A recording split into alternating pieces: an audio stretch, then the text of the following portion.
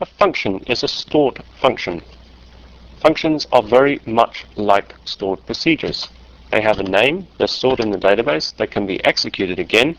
The only difference is that a function returns a specific value. In other words, it can be embedded and executed in a nested fashion within an expression.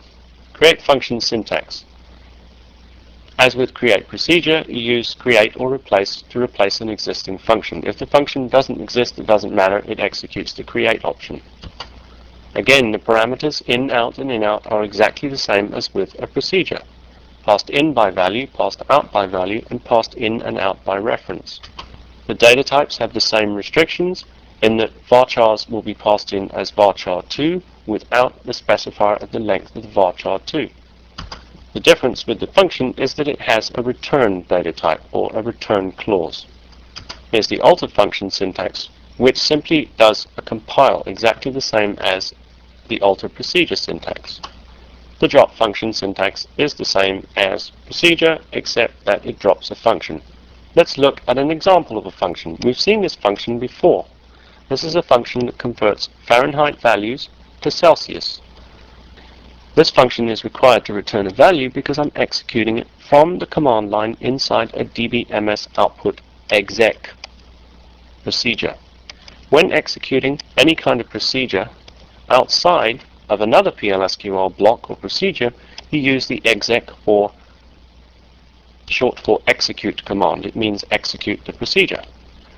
So, all this function does is create or replace the function. F to C passes in the number Fahrenheit, defaults it to 0, and returns a number.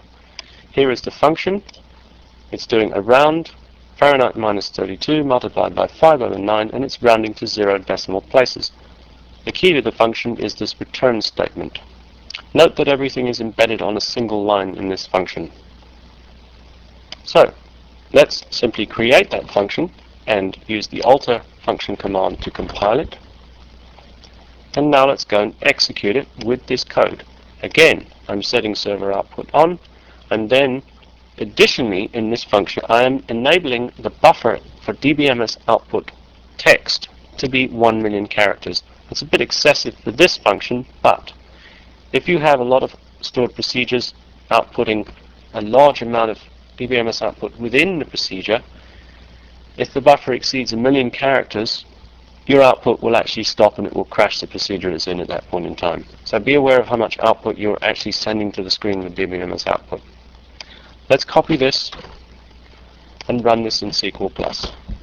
And as we can see, 50 Fahrenheit is 10 Celsius, 70 Fahrenheit is 21 Celsius, 90 is 32, 110 is 43, that's pretty hot, and 32 Fahrenheit is 0. So the function is running correctly. Let's go back to here again and simply drop the function since we don't want it sitting in our concert schema.